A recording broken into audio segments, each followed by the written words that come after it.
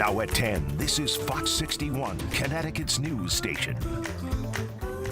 Thanks for joining us for the Fox 61 News at 10. I'm Brent Harden. And I'm Sarah Sanchez. A Torrington couple wants town leaders to do something about all the junk in their neighbor's yard. They say the trash has been piling up for years and they're losing patience. Fox 61's Captivity has more. Vincent and Marion tell me they have been dealing with their neighbor's blight for 5 years. They say it's time something be done about it.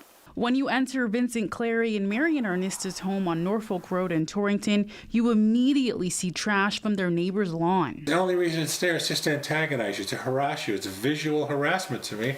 It's elder abuse. They say it's been like this for the past 5 years. Fed up with my neighbors. I'm pretty much fed up with the town. I also think the town should come up and out and tell them this is not a place to throw your garbage or your junk.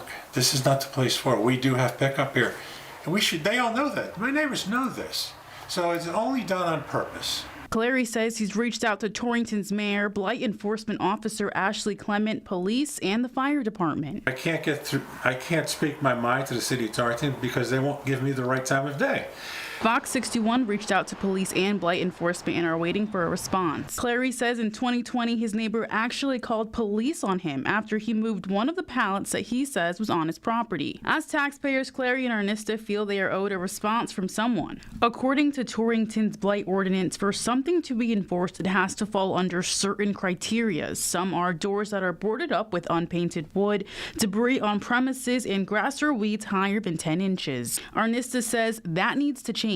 I believe the city can step up and take care of this issue. It could be lead paint in there for all I know. I mean, just telling me it's not blight. We don't know what's under there. In that pile. The couple says they want the blight removed as soon as possible, especially since it's warmer. They're worried a rodent infestation could be next.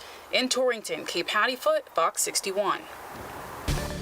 All right, time for a look at the weather now. And after a sunny, warm day, we're expecting more pleasant weather through the rest of the week. That's what I like to hear. Let's check in with Chief Meteorologist Rachel Frank for a first look at the forecast. Rachel, you sure no showers for the rest of the week? Not until Saturday. So we are good to go the next few days. And the weather, this is just going to be the week that keeps on giving gifts. Hartford today up around 80 degrees. If that was too warm for you, we are going to see it be not as warm. I was going to use the word cooler, but I just don't think that's a good word to describe tomorrow. Temperatures will still be well above average, but maybe not quite as warm as it was outside today. So kind of a happy medium. It is still 68 degrees in Hartford, 61 in Meriden, and 50s for the Connecticut shoreline. We have seen clouds push in, but those should be out of here by daybreak. Overnight lows between 45 to right around 50 degrees. And tomorrow we start near 50. By lunchtime, temperatures are in the mid 60s, and we'll see high temperatures rise into the lower to middle 70s as we head through the afternoon. This is the forecast for inland areas. For this shoreline, we're looking at high temperatures that will be in the 60s to near 70 degrees for New Haven, and just a bit cooler for Groton, New London, Mystic, Stonington. Highs will be in the 60s. We do this again Thursday and even Friday before rain returns over the weekend. We'll talk more about it, your full forecast, in just a bit. All right, Rachel, thank you. Police in Waterbury responded to a hit and run this evening that involved a 14-year-old pedestrian. The crash happened on Grove Street and Cook Street around 6 p.m. The teen is being treated for serious injuries tonight, and the motorcycle rider involved took off before police arrived. An investigation is now underway. Well, after 2 weeks of hearing testimony and evidence, a jury found Jose Morales guilty of murdering his girlfriend, Christine Holloway. He was also found guilty of tampering with evidence. Holloway was found dead in her Ansonia home in 2019. The whereabouts of the couple's 1-year-old daughter are still unknown. She would be 7 years old today. Fox 61's Emma Wolfhorst was there in court as the verdict was read. It was an emotional afternoon here as Christine Holloway's family and friends listened while the jury delivered that unanimous verdict of guilty for Jose Morales. And the first count of the amended information charging the defendant Jose Morales with crime of murder in violation of section 53A-54A of the Connecticut General Statutes, how do you find the defendant as to the crime of murder? Guilty. After 2 weeks of trial, the 12-person jury convicted 48-year-old Jose Morales of killing his then-girlfriend Christine Holloway in December 2019. The jury also convicted Morales on a second count of tampering with physical evidence. The defense attorney asked for a jury roll to be taken to confirm the unanimous verdict. And these people stepped up and sacrificed their own time to fulfill this important civic function. And the family is thankful to them for reaching these verdicts, both verdicts of guilty on the 2 counts of the information. The prosecution spoke briefly outside court Tuesday. Holloway's family and the defense both did not comment. The judge approved a month-long extension for the defense to file any motions of acquittal or a new trial. The judge also granted the state's request to increase Morales' bond to $7.5 million. The state is asking for a 65-year sentence, 60 years for the murder charge and 5 for tampering with evidence. Morales' sentencing is scheduled for Tuesday, July 8th. In Milford, Emma Wolforst, Fox 61. We stream the Jose Morales trial from the beginning and we'll bring you the sentencing live when it happens. You can watch it on the free Fox 61 News app or stream it on Fox 61 Plus, available now on Apple TV, Amazon Fire, or Roku. On Fox 61 Plus, watch us for free. Well, the woman accused of holding her stepson captive for more than 20 years did not attend her court hearing today in Waterbury. However, her attorney did. Media was not allowed inside, but Ionis Kaloidis filled us in on what happened in the courtroom. That's her attorney. Here's Fox 61's Jamel Johnson with more. Last month, a judge ruled that Kimberly Sullivan should be placed under GPS monitoring during her conditional release period. On Monday, her attorney filed a motion to remove that GPS monitoring and other restrictions that were placed on Sullivan.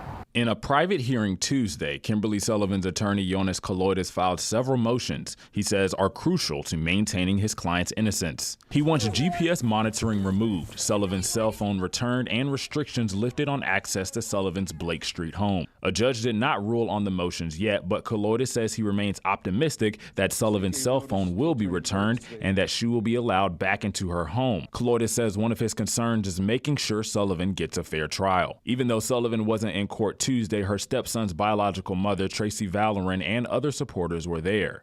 Allie Price, a supporter of S, joined Valloran Tuesday. She held a sign that read, "Justice for Male Victim 1." We pay attention to what's being reported and how it's being reported and how she's being portrayed in the media. When the time comes, we're going to try and find jurors that can be fair and impartial, and jurors that have not made up their mind based on the limited information they've been provided. I control myself every time I have to step into this courtroom and be an adult and not do anything stupid, and I won't do anything stupid because he needs justice. He deserved to have a life. He's the same age as me. I think that's also something that hits me really hard with this. He's the same age as me.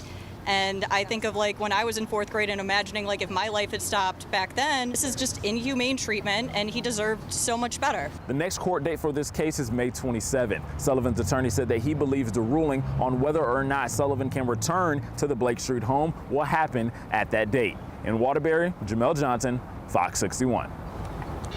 Now to a Fox 61 exclusive. The Hartford man accused of killing an infant in 2023 was arraigned in court today.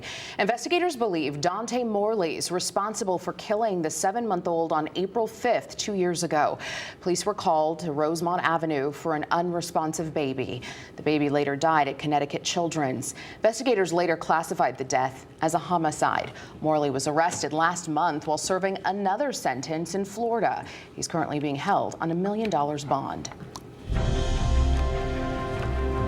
The Connecticut Democrats Appropriations Committee released its spending plan for the next 2 years. The $49.3 billion budget plan invests in local schools, higher education, nonprofits, criminal justice, libraries, and veterans.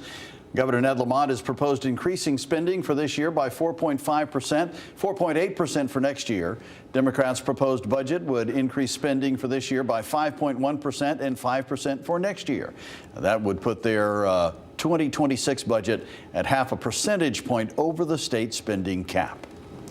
And the Connecticut State Colleges and University System and the Yukon Health Center will receive the most funding at more than $280 million. $40 million will help increase scholarships and student loan forgiveness. Another $40 million would go towards special education funding for kindergarten through 12th grade schools. The executive and legislative branches will now meet over the next 6 weeks to negotiate the budgets. The budget is due by June 4th, and if they don't come to an agreement, they will have to go into a special session. Two state Senate Republicans, Heather Summers and Stephen Harding, are reacting to the Democrats' proposal tonight in a statement saying, quote, "That's the type of budgeting that got Connecticut into the permanent fiscal crisis more than a decade ago that brought us the two largest tax hikes in Connecticut history. Republicans will continue the fight to prevent more tax hikes. We will work with moderate Democrats who will oppose tax hikes. The people of Connecticut are already at the end of their rope with high housing and electricity costs. In addition to high taxes, they need relief." For more on what's happening at the Capitol, just scan the QR code on your screen and download the Fox 61 News app.